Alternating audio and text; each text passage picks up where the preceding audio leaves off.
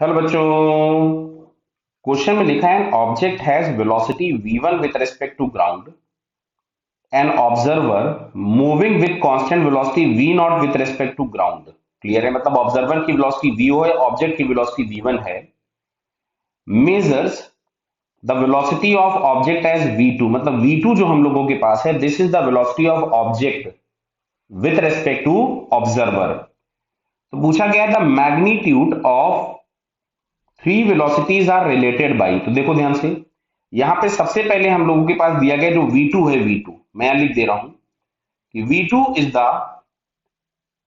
Velocity of object, क्योंकि हम confuse नहीं हो, velocity of object with respect to observer. जो ऑब्जर्वर हम लोगों के पास दिया है उसके रेस्पेक्ट में इसकी वेलोसिटी है। मतलब मैं v2 को लिख सकता था velocity of one with respect to observer, मतलब इसको हम लोग यहां से लिख सकते हैं v1 माइनस vo। क्लियर हो रहा? बताइए, यहां पे मैं अगली लाइन से फिर से लिख दे रहा हूं, तो v2 is equals to v1 minus vo। तो क्या यहां से हम लोग लिख सकते थे कि v1 is equals to v2 plus vo? Clear है बेटा? तो देखो, जैसे यहां पे हम लोग अब ये ट्रायंगल लॉ ऑफ एडिशन के अकॉर्डिंग हम लोग बनाते हैं। मान लो यहां कहीं पे ये v2 वेक्टर है फॉर एग्जांपल, और यहां कहीं पे आपके पास ये vo वेक्टर है। समझना बात को ध्यान से। तो v2 प्लस vo का जो रिजल्टेंट है वो ये हम लोगों के पास आ जाएगा v1।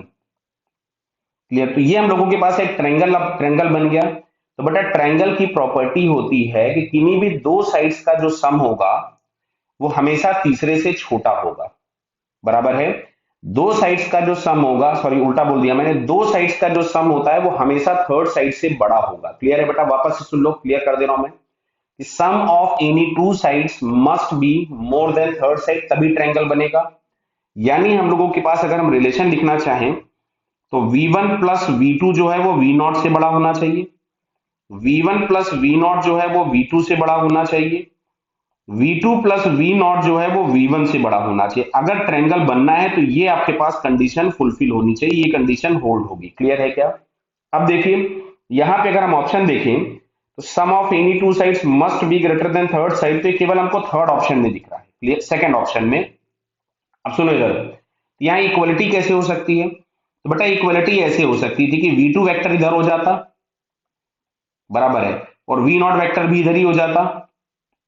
तो उसके केस में जो v1 वेक्टर होता वो इन दोनों के सम के बराबर हो जाता। मतलब वेक्टर में ये एक स्पेशल केस हम लोगों के पास आ जाएगा जिसमें एंगल अगर हम जीरो कर दें तो हमारे पास ये इक्वलिटी वाली चीज होल्ड कर जाएगी। अदरवाइज हमेशा दो वेक्टर्स का जो सम है वो तीसरे से बड़ा होना चाहिए, मैग्नीट्यूड अगर हम केवल ऐड कर रहे हैं, अगर हमको एक ट्रायंगल बनाना है। क्लियर? तो यहां से अगर हम चेक करते हैं तो सेकंड ऑप्शन हम लोगों को करेक्ट दिखता है। क्लियर बेटा?